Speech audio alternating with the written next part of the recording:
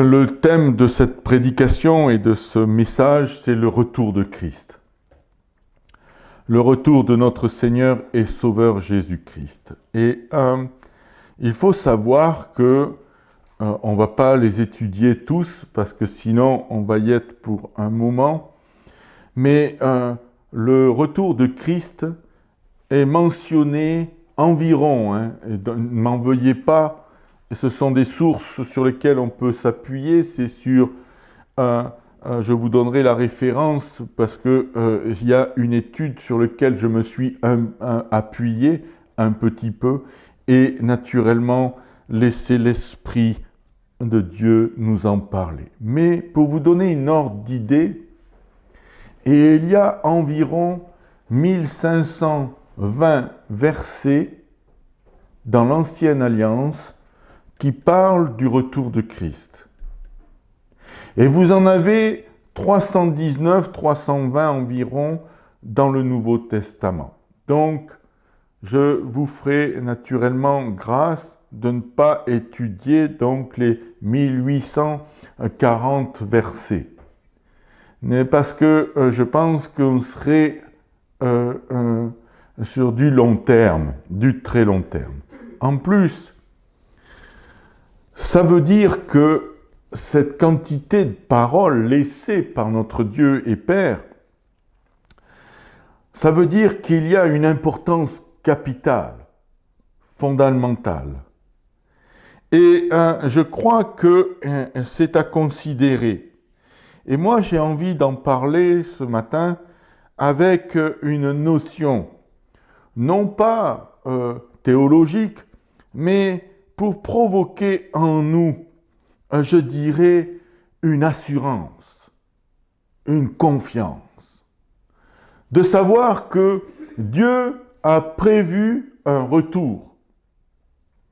C'est quelque chose qui doit être dans nos âmes, dans nos cœurs, quelque chose d'enraciné pour nous permettre non seulement de nous réjouir normalement, et aussi d'espérer de ce jour, de cet événement, puisqu'il n'a pas eu encore lieu, mais aussi pour être vigilant, pour être prêt pour le jour de cet événement. Et si vous voulez, si Dieu a laissé une traçabilité déjà de savoir qu'il va revenir, c'est quelque chose qui doit nous amener donc dans la louange et dans l'adoration. Parce que nous ne sommes pas livrés à ce monde de perdition. Nous ne sommes pas de ceux qui doivent subir, et que si nous le subissons, ce n'est que pour un temps. Ce qui se passe dans ce monde. Ce monde va se détruire, s'auto-détruire. C'est marqué déjà, c'est écrit. Mais en plus, il faudrait avoir du caca dans les yeux, excusez-moi l'expression, pour nous empêcher de voir cette réalité spirituelle, mais aussi matérielle, c'est-à-dire qu'on s'auto-détruit. Quand je regarde ce monde, ces derniers temps, j'ai une tristesse incroyable de voir la déchéance qui nous dirige et qui nous conduit. De voir et d'entendre des visions, je dirais des lobbies, de voir les dimensions dans lesquelles nous nous trouvons qui naturellement nous enfoncent. On est en train de détruire ce qui nous est mis à disposition tous les jours. Et naturellement, les choses vont ne pas s'améliorer, mais ça, je vais y revenir. Ce monde va à sa destruction, mais de savoir que Christ revient, pour nous, ça devrait être permanent. En nous, de savoir, mais Christ revient. Ça veut dire que quoi? Il faut que je change de mentalité. Il faut que je prenne conscience justement que cela va arriver. Si vous mettez en doute les propos de Dieu concernant son retour, c'est un peu embarrassant, naturellement, et je vous demande donc d'écouter le message pour avoir une certitude contraire. Le retour de notre Dieu et de son Fils unique va se manifester. Pour que Dieu nous laisse 1840 versets attestant de cela, je pense qu'il est indispensable et nécessaire pour que nous fassions taire. Et que nous fassions taire de telle manière que ça soit une priorité dans nos vies. Oui, nous pouvons nous lever chaque matin en regardant les informations et les différents courants journalistiques et le reste, d'entendre des mauvaises ou soi-disant des bonnes nouvelles.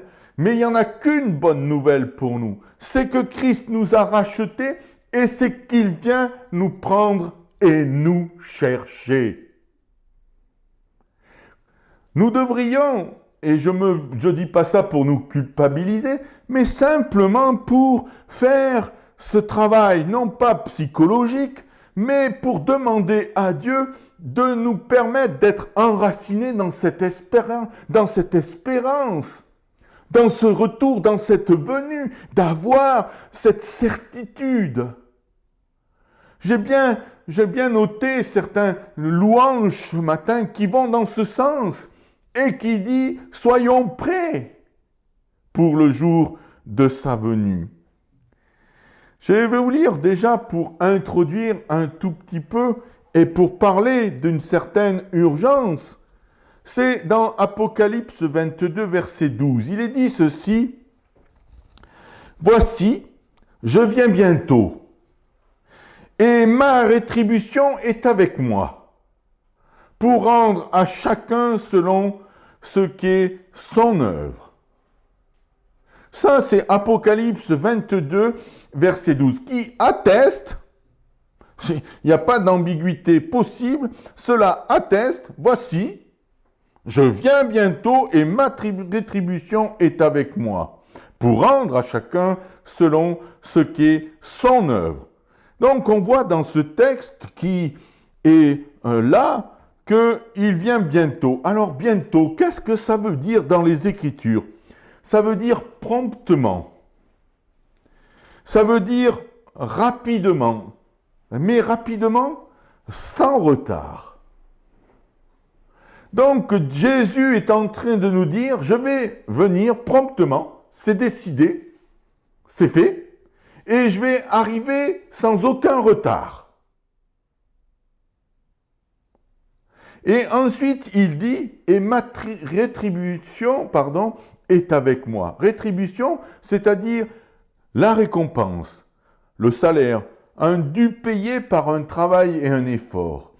Jésus vient reprendre ce qui lui est dû, vient chercher ce qui lui est dû, ce qu'il a acquis par justement son effort, par son travail, par son souhait de nous sauver. Jésus-Christ vient rapidement et sans retard venir chercher ce qu'il a racheté et pour qui il est mort et ressuscité. Ça, c'est clair, net et précis, il faut le considérer. Et pour rendre, alors là, à chacun selon son œuvre. Et il y a naturellement différentes dimensions, c'est-à-dire qu'il va falloir en rendre compte. Donc, quand on parle de 1840 environ versets dans les Écritures, il y a trois facettes qui ressortent. Et il y a le retour, donc ces versets énumèrent le retour pour ceux qui ont cru et qui croient dans le sang du Christ et par son pouvoir pour devenir et qui sont devenus enfants de Dieu. Il y a ceux qui sont qui vont être rachetés et sauvés entre les deux venues. Je vais passer rapidement sur cette dimension. Et il y a le retour du Christ, donc, qui est annoncé, mais aussi pour les perdus. Les conséquences et ce qui va en découler, naturellement, pour ceux qui n'auront pas cru et qui auront délaissé, qui n'ont pas regardé la grâce de Dieu manifestée pour leur vie. Ça, c'est je dirais, pour introduire un petit peu le retour du Christ. Alors, il faut noter quand même quelque chose d'important et il faut, j'ai bien aimé, je répète les prières de ce matin, parce que plus le temps va avancer, plus le monde ne va pas s'améliorer. Il va falloir que naturellement l'iniquité soit poussée à son comble. Il va falloir que l'homme de la perdition, l'homme qui s'assiera même dans le temple de Dieu, soit poussé à son comble. Donc c'est important de noter cela. Ça ne doit pas nous effrayer puisque Dieu nous l'a annoncé. Et il y a justement certains versets qui vont nous réconforter. Dans Luc chapitre 17, versets 26 à 30, il est dit ceci: « Ce qui arriva du temps de Noé arrivera de même au jour du Fils de l'homme. » Je répète la référence pour ceux qui prennent des notes. Luc 17, versets 26 et 30. 27, il est dit: « Les hommes mangeaient, buvaient, se mariaient et mariaient leurs enfants, jusqu'au jour où Noé entra dans l'arche, le déluge vint et les fit tous périr. Ce qui arriva du temps de Lot arrivera pareillement. Les hommes mangeaient, buvaient, achetaient, vendaient, plantaient, bâtissaient. Mais le jour où Lot sortit de Sodome, une pluie de feu et de soufre tomba du ciel et les fit tous périr. Il en sera de même le jour où le Fils de l'homme paraîtra. » Donc on voit au travers de ce passage qu'il va y avoir une accentuation justement des ténèbres sur ce monde. Mais ce qui est rassurant au travers de ce texte, c'est que ce soit Noé ou que ce soit Lot, les deux sont enlevés avant que le jugement tombe. Et si Jésus, et c'est quand même la parole vivante, la parole puissante, nous dit: « Il en sera de même au jour du Fils de l'homme. » C'est ce qu'il va se passer. C'est-à-dire que nous qui sommes dans l'attente, ou ceux qui se sont endormis, on reprendra ces textes, eh bien, au jour de l'enlèvement, il y aura l'enlèvement d'abord, nous serons enlevés, nous serons ravis, et ensuite, le jugement de Dieu tombera. Pour vous dire encore et vous donner un verset qui parle justement que ça ne va pas s'arranger, vous prenez Luc 18 et vous regardez le verset 8. « Je vous le dis, il leur fera promptement justice. Mais quand le Fils de l'homme viendra, trouvera-t-il la foi sur la terre ?» C'est une question que Jésus pose. Et s'il la pose, c'est qu'il a déjà la réponse. Plus les temps vont avancer, moins la foi dans le Christ sera. C'est-à-dire que même, je crois que ceux qui, pendant un temps, pourraient avoir la foi, risquent de la perdre. Mais ne soyons pas négatifs, continuons à étudier justement que ce monde va à sa perte et que le monde va s'empirer. Dans Marc 13, versets 20 à 26, il est dit ceci: « Donc, et si le Seigneur n'avait abrégé ces jours, personne ne serait sauvé, mais il les a abrégés à cause des élus qu'il a choisis.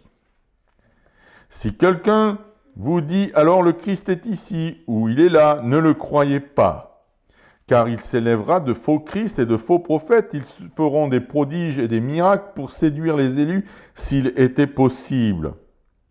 Soyez sur vos gardes, je vous ai tout annoncé d'avance, Mais dans ces jours, après cette détresse, le soleil s'obscurera, la lune ne donnera plus sa lumière, les étoiles tomberont du ciel et les puissances qui sont dans les cieux seront ébranlées. Alors, on verra le Fils de l'homme venant sur les nuées avec une grande puissance et avec gloire. Donc, si on regarde ce passage, c'est vrai que les jours du retour de Christ ne vont pas s'améliorer. Il va y avoir naturellement une chose qu'il faut entendre et qui est en étroite relation au verset que j'ai pu dire tout à l'heure, lire avec vous, c'est-à-dire 18:8, je vous le dis, leur fera promptement justice, mais quand le Fils de l'homme viendra, trouvera-t-il la foi sur la terre? Et il est écrit donc en verset 20 du Marc 13, les jours si le Seigneur n'avait abrégé ces jours, personne ne saurait sauver. Mais il les a abrégés à cause de qui? À cause de quoi? À cause des élus. Dieu veille sur ses bien-aimés. Et il sait que malheureusement, cette démonstration, ce déferlement ténébreux peut être influent même sur ceux qui l'ont choisi, les élus. Et il faut comprendre que oui, malheureusement, c'est bien la grâce qui nous couvre, ou malheureusement, ou très heureusement, c'est la grâce qui nous couvre. C'est bien la grâce qui nous permet de pouvoir tenir et de rester ferme. Mais le déferlement démoniaque, diabolique, je peux vous assurer qu'il va être tel qu'il n'y en a pas beaucoup qui pourront tenir si ce n'est ceux que Dieu a choisis et à préserver. Comme Christ a prié pour Pierre, je dis que Christ a intercédé pour nous. Alléluia, Amen. Loué soit le Très-Haut. Donc, les jours vont être mauvais, mais nous serons préservés. Il y aura dans les derniers temps, et preuve en est, le Christ est ici. Il y en a qui se proclament prophètes. C'est des menteurs, c'est des voleurs, c'est des meurtriers. Et il y en a qui se disent de ceux qui sont marqués dans une élection pour pouvoir influencer une multitude de personnes. Je les dénonce, la Bible les dénonce. Ce sont des menteurs, ce sont des trompeurs. Ils finiront dans les antres de l'enfer.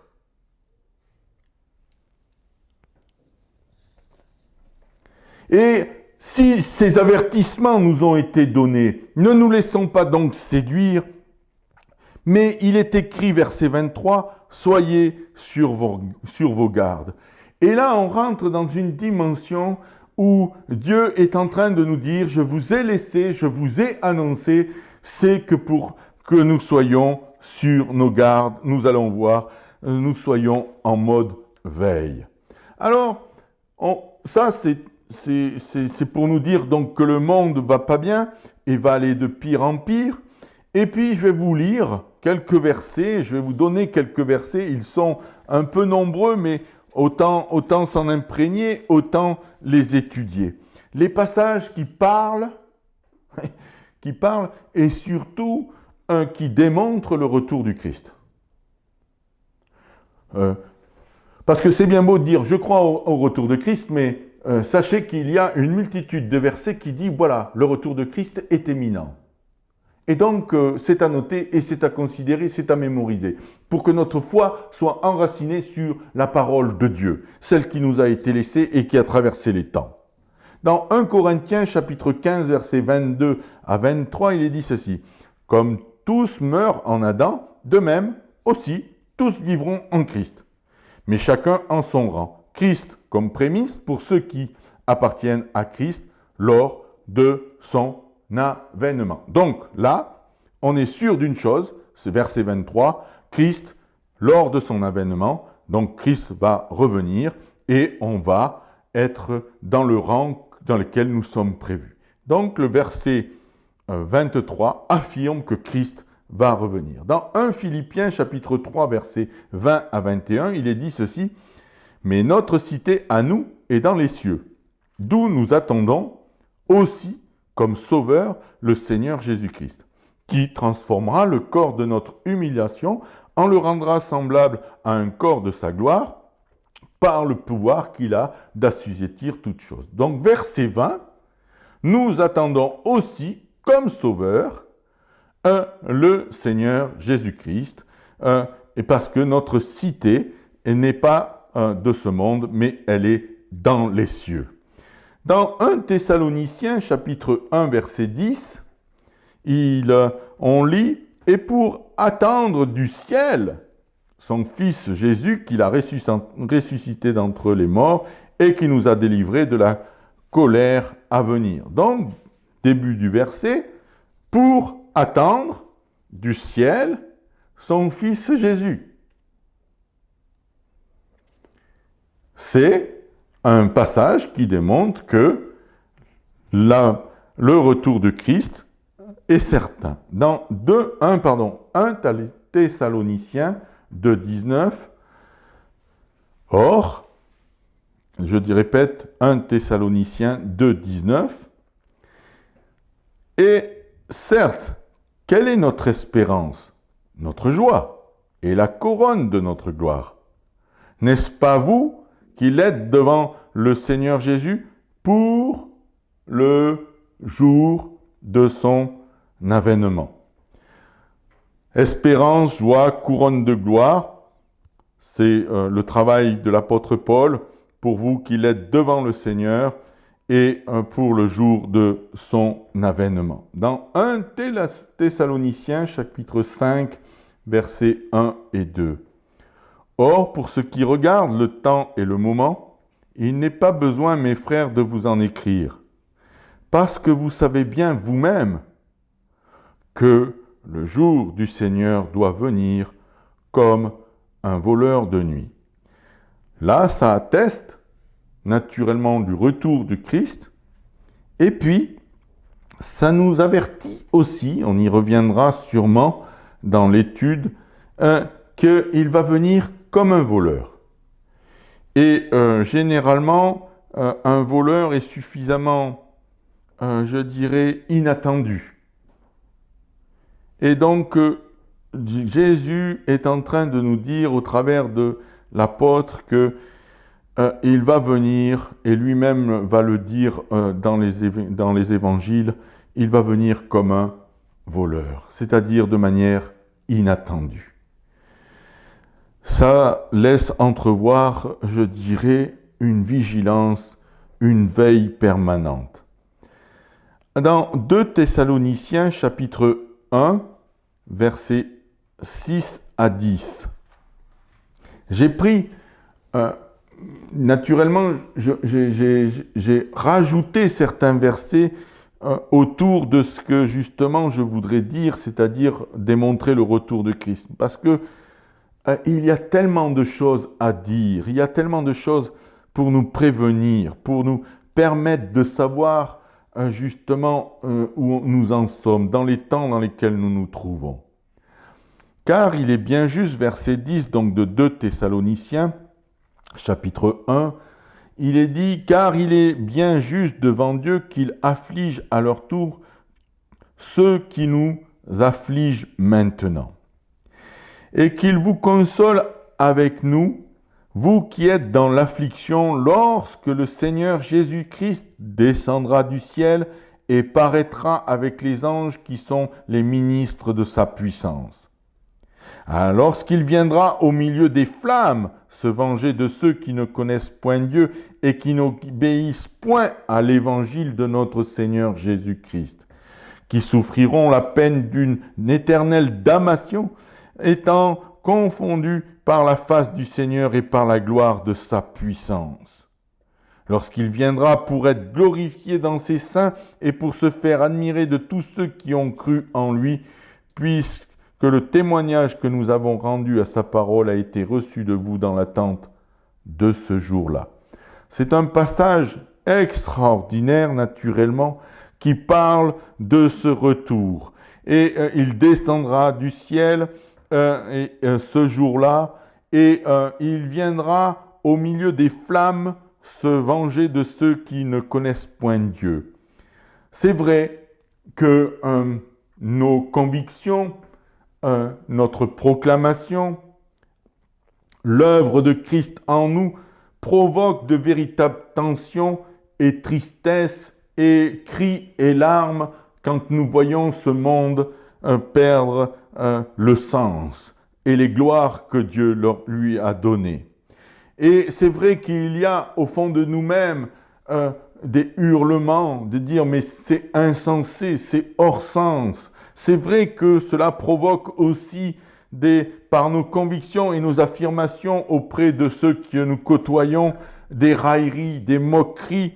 Et pour certains, il y a naturellement une dimension de martyre physique. Et entre parenthèses, que Dieu, en cet instant, couvre ses bien-aimés, les environne de force et de grâce, que la puissance de l'Esprit leur soit accordée pour être soutenus dans cette dimension violente, impropre, injuste, qui les martyrise et qui les violente. Seigneur, viens sur eux, préserve-le, mais nous pouvons aussi demander son aide parce que oui, bien souvent, nous sommes raillés, nous sommes moqués. Mais peu nous importe, parce que cette affliction ne doit pas, et surtout, que ce que nous constatons de ce monde et l'affliction qui en découle ne provoque en aucun cas des jugements, ne provoque en aucun cas une amertume, une aigreur. Ça ne vient pas de l'Esprit de Dieu, mais que nous regardions justement à l'avènement, au retour du Christ, de savoir qu'il revient bientôt. Cela doit provoquer certes une tristesse, une intercession, un cri, vraiment de demander à Dieu que Dieu intervienne sur ces âmes qui vont dans le tourment éternel. Mais en aucun cas, ça doit provoquer des écrits, des langages, des expressions aigres et amères qui dénoncer, bien souvent ceux qui veulent dénoncer sont aigres, sont amers, sont juges. Mais je vais vous dire, ces choses doivent arriver. Nous devons être dégagés de cela. Ces choses arrivent, c'est écrit. Alors nous devons rester dans l'espérance. Et surtout, nous devons apprendre à mourir à nous-mêmes pour que nous soyons témoins. Comme le Christ est mort, nous devons apprendre à mourir pour que justement les autres voient la gloire du roi. S'il se raille et se moque pendant vos douleurs, nos souffrances, nos afflictions du moment, s'il se raille, sachez que Jésus sur la croix, plusieurs ont dit, s'il est réellement le Fils de Dieu, qu'il descende. Lui qui en a sauvé plusieurs, qu'il se sauve lui-même. S'il est réellement le Fils, et bien-aimé, Jésus-Christ est resté sur la croix, acceptant le jugement. Mais maintenant, il revient bientôt. Et on l'a vu tout à l'heure, avec sa rétribution, avec ce droit qu'il s'est acquis parce qu'il a souffert et pour nous racheter. Oui, nous devons être de ceux qui regardent le monde, qui constatent les méfaits et les dérèglements. Oui, nous pouvons nous avertir les uns et les autres et avertir le monde, mais en aucun cas nous pouvons nous placer en tant que juges, en tant que ceux qui se croient supérieurs.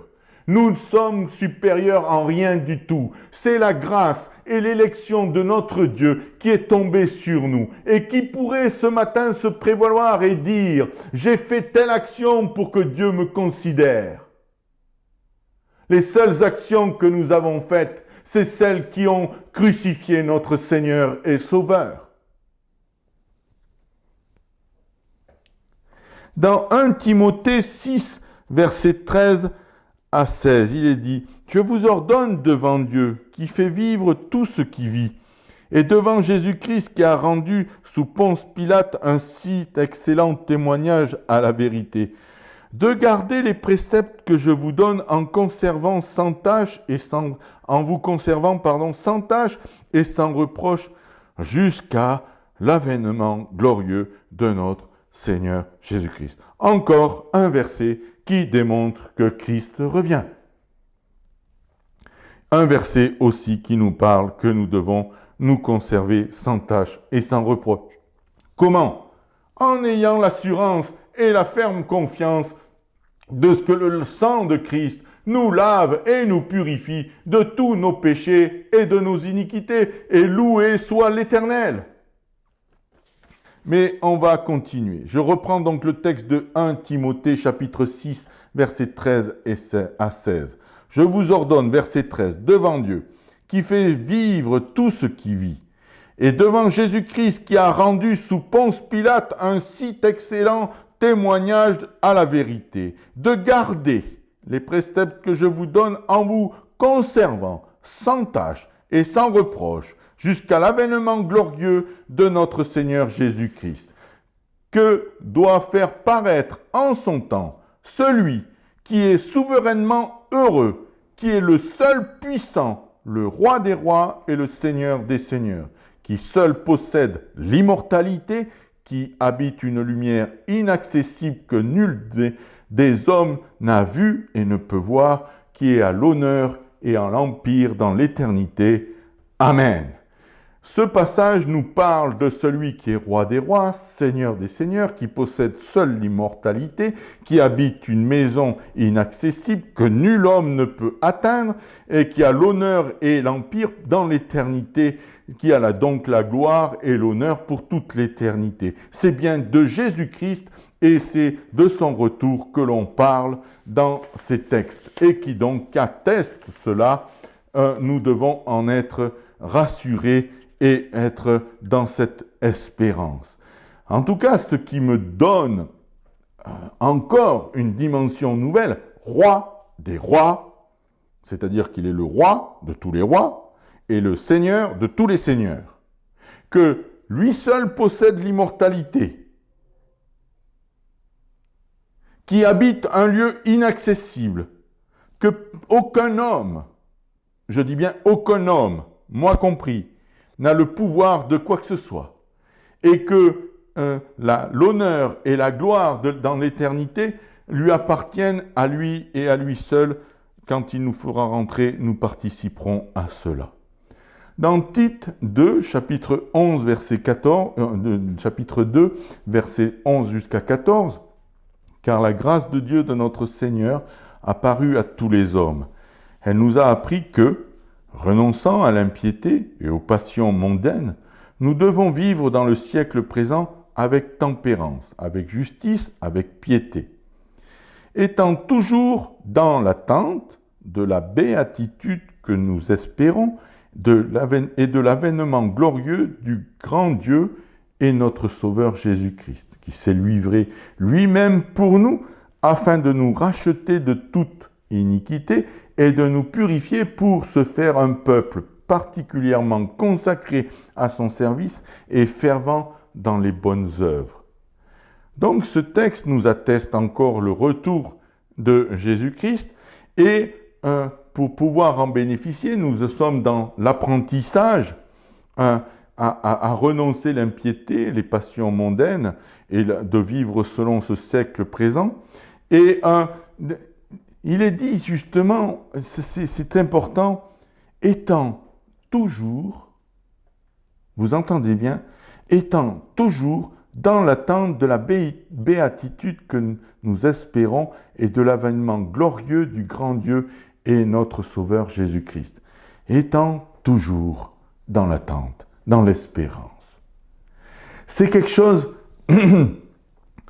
oui, le monde va à sa perte. Oui, nous sommes de ceux qui sont appelés, élus. Oui, nous sommes en faiblesse. Nous pouvons devenir forts. Oui, nous avons la grâce de Dieu qui se manifeste dans notre vie de tous les jours. Oui, il y a des tas de choses qui se passent. Oui, mais nous sommes toujours dans l'attente. Nous avons cette espérance. Quoi qu'il m'arrive, même si c'est, je dirais, en bien, et ça fait du bien d'avoir de certaines satisfactions, mais même dans cette dimension, gardons toujours l'espérance que Jésus revient bientôt. Dans 2 Pierre,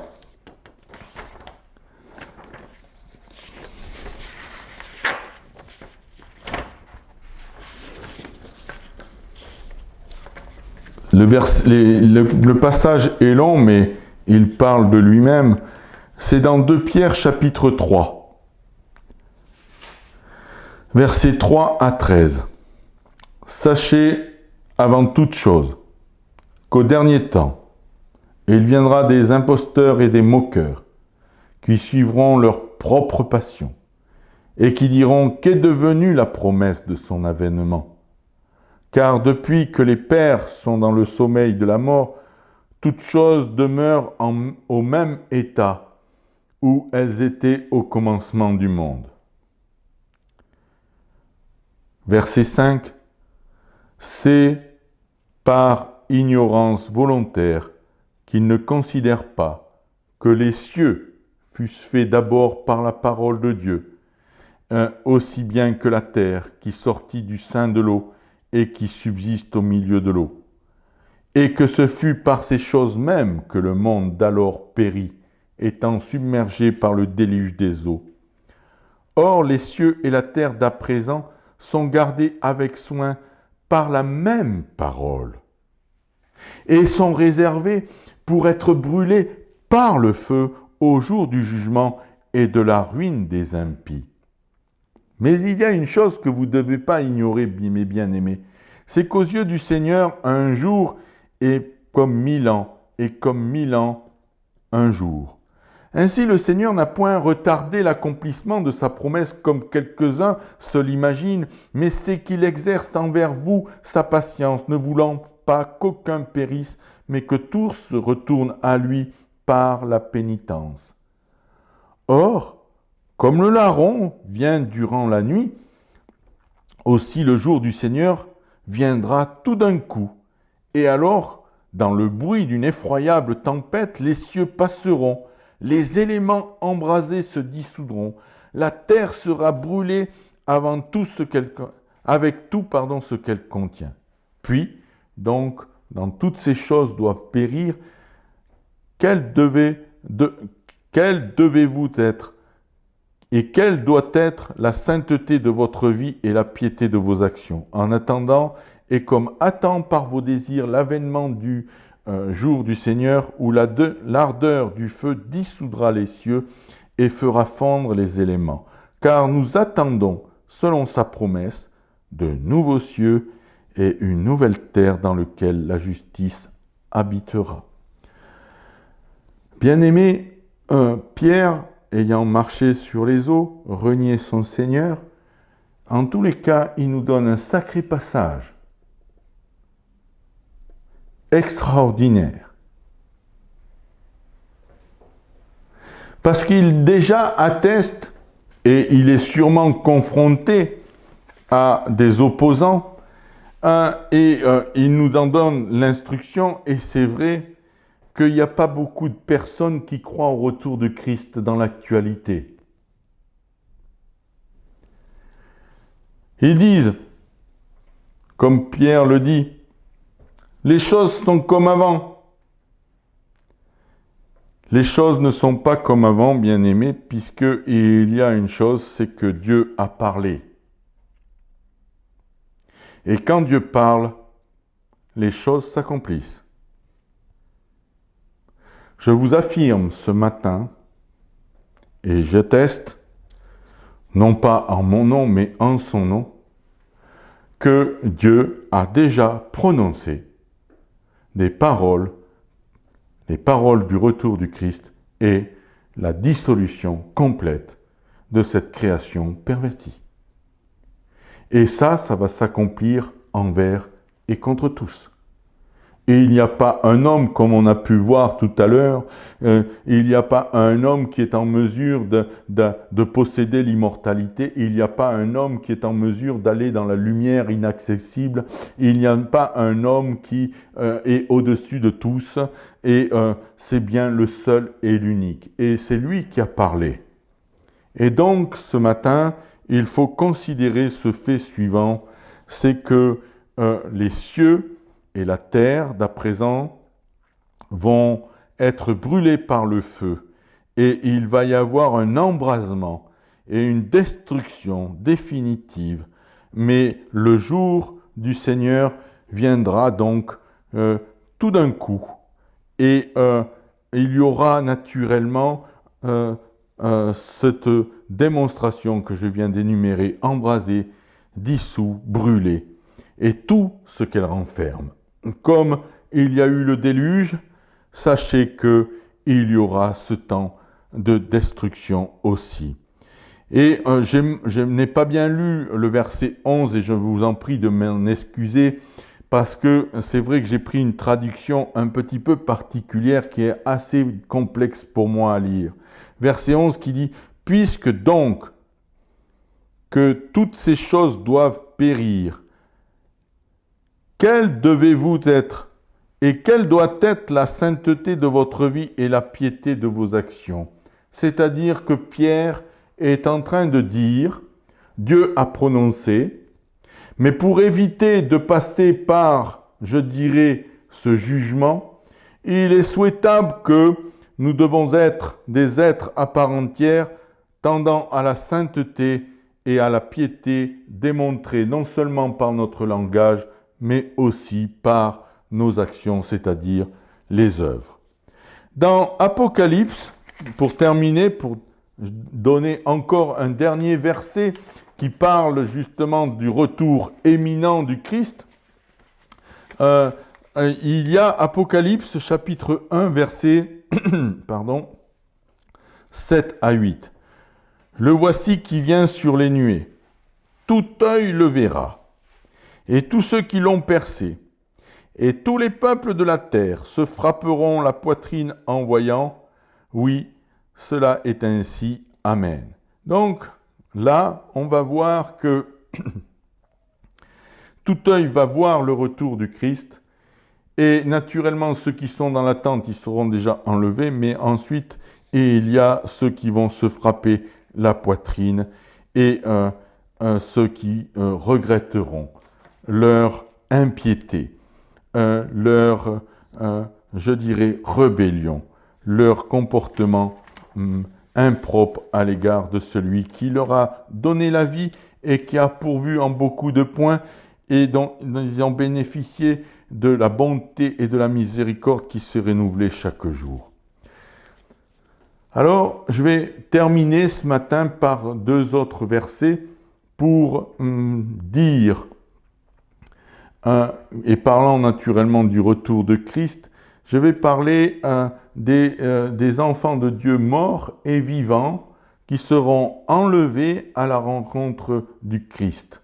Et non seulement pour être enlevés avec lui, mais aussi pour revenir. Alors, si vous me permettez, je ne vais pas développer au-delà parce que je voudrais simplement provoquer ce matin et dans les semaines qui suivent une espérance, une assurance.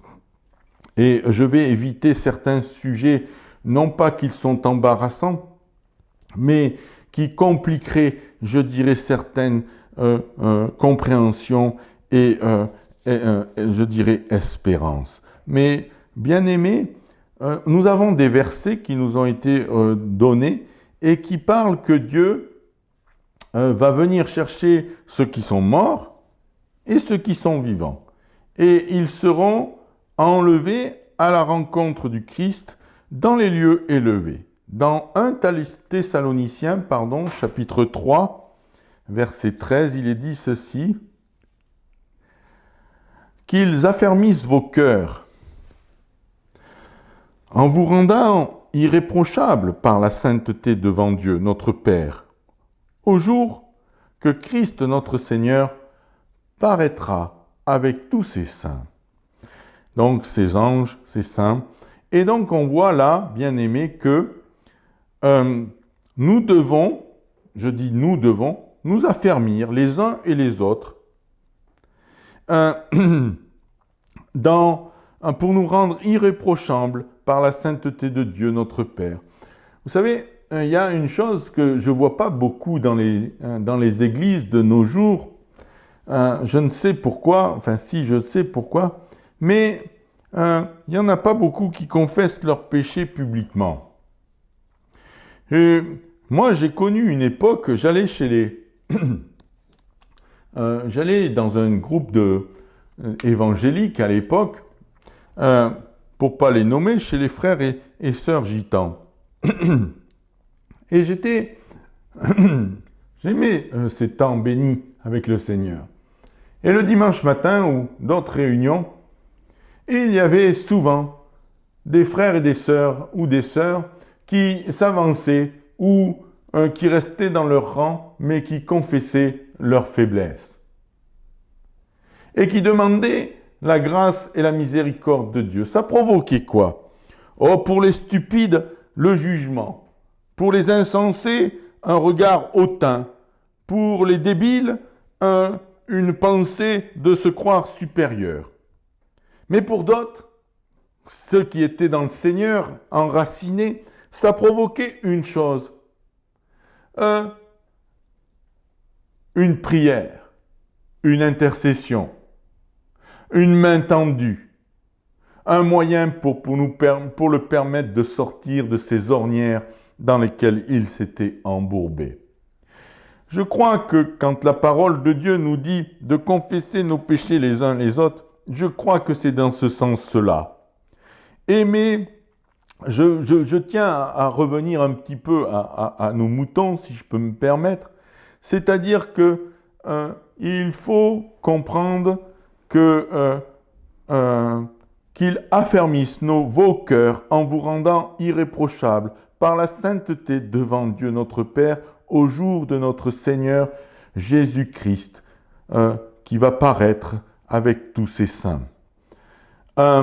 Donc là, on est bien d'accord, Dieu va venir chercher ceux qui sont vivants et ceux qui sont morts. Dans 1 Thessaloniciens 4, versets 14-18, ça va être encore plus parlant. Et on va le lire donc, verset 14. « Car si nous croyons que Jésus-Christ est mort et ressuscité, nous devons croire aussi que Dieu amènera avec Jésus ceux qui se sont endormis en lui. Ainsi, nous vous déclarons, comme l'ayant appris du Seigneur, que nous, qui serons vivants et qui auront été réservés pour son avènement, nous ne préviendront point ceux qui seront dans le sommeil de la mort. C'est-à-dire que nous ne pourrons pas devancer ceux qui se sont endormis dans le Seigneur. Nous sommes de ceux qui vont voir ceux qui se sont endormis ressuscités premièrement, et ensuite nous serons enlevés à la suite. Car aussitôt, verset 16, que le signal aura été donné par la voix de l'archange et par le son de la trompette de Dieu, le Seigneur lui-même descendra du ciel, et ceux qui seront morts en Christ ressusciteront d'abord. Puis, nous autres, qui serons vivants et qui auront été réservés jusqu'alors, nous serons emportés avec eux dans la nuée pour aller au-devant du Seigneur au milieu de l'air, et ainsi nous serons pour jamais avec le Seigneur. Consolez-vous donc les uns les autres par ces vérités. Bien-aimés, on voit donc que Jésus, notre Seigneur, sous le conseil et le jour que Dieu seul connaît, va venir nous prendre et nous chercher. Et ce sont ceux qui se sont endormis dans le Seigneur, ceux qui ont persévéré mais qui sont décédés, et nous, après, nous serons ravis. Et je crois qu'il y a une chose, verset 18, c'est pour ça que j'ai voulu prendre ce message et donner ce message ce matin, c'est « Consolez-vous donc les uns et les autres par cette vérité, par ces vérités. » Oui, je reviens au sens du message. Parler du retour de Christ, c'est un message d'espérance. C'est un message d'assurance, de confiance. Parce que c'est certain, Dieu a parlé et ça va s'accomplir. Et ça va se faire. Et Jésus vient rapidement et sans retard. Et ça, il faut que l'on soit prêt. Il faut que ça soit quelque chose que je dirais presque, sans vouloir mettre une barre et sans vouloir mettre des objectifs à atteindre, mais je crois que tous les jours de notre vie, nous devrions être sûrs de ce fait. Et ça doit nous mettre dans les dimensions qu'on a déjà énumérées, c'est-à-dire que le monde va à sa perte, oui, mais nous devons donc nous préserver de ce monde, nous garder de l'esprit de ce monde. Et ça doit nous permettre aussi, nous gardant dans cette sanctification et nous exhortant les uns les autres, nous fortifiant les uns les autres, ça doit aussi nous permettre de dire « il revient ». Les souffrances d'ici-bas ne sont rien comparées à la gloire céleste à laquelle nous sommes conviés. Et ce retour de Christ doit nous enraciner naturellement sur ce que Jésus-Christ a accompli, c'est-à-dire que sa rétribution, c'est réellement sa récompense. Si par un homme le péché est entré, par un seul homme aussi, une multitude est sauvée. Et c'est le rachat de notre Dieu qui, en Jésus-Christ, qui naturellement nous anime et nous permet d'être encore dans cette espérance. Nous avons, comme vous l'avez pu le constater, moult versets qui attestent son retour. Et donc, soyons vigilants.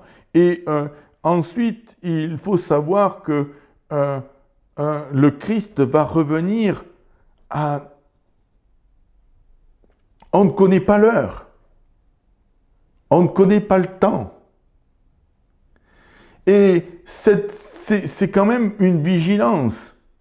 Vous savez, ils se servent souvent de ce passage pour dire qu'il viendra comme un voleur. Et il y a quelqu'un qui va venir te cambrioler. Il va venir te prendre tout ce que tu as dans ta maison. Je ne sais pas quand. Je ne sais pas l'heure. Mais il va venir te choper et t'enlever tout ce que tu as. À mon avis, le comportement que nous pouvons avoir dans ces moments-là, nous qui avons entendu cela, prions pour que notre sœur puisse être vigilante et en veille et fortifiée. C'est exactement pareil pour nous. Maintenant que nous avons entendu que le retour est imminent du Seigneur, que le retour va être sans retard, c'est quelque chose qui va s'accomplir parce que c'est Dieu, c'est lui seul qui l'a prononcé. Nous devrions donc apprendre à être de ceux qui se gardent, qui se préservent, qui se préparent et qui sont naturellement en veille, dans l'attente. Et qui s'exhortent non pas dans la culpabilité, « Ouh là là, s'il revient, je ne suis pas sûr que je dois enlever, patati patata ». Je ne pense pas un seul instant dans le message de ce matin qu'il y ait une traçabilité quelconque de ce que je viens de dire. C'est clair, net et précis. Tous ceux qui sont en Jésus, ceux que ce soit morts ou vivants, ils seront ravis en un instant. Mais nous devons apprendre à veiller et de garder cette ferme assurance et confiance. Amen.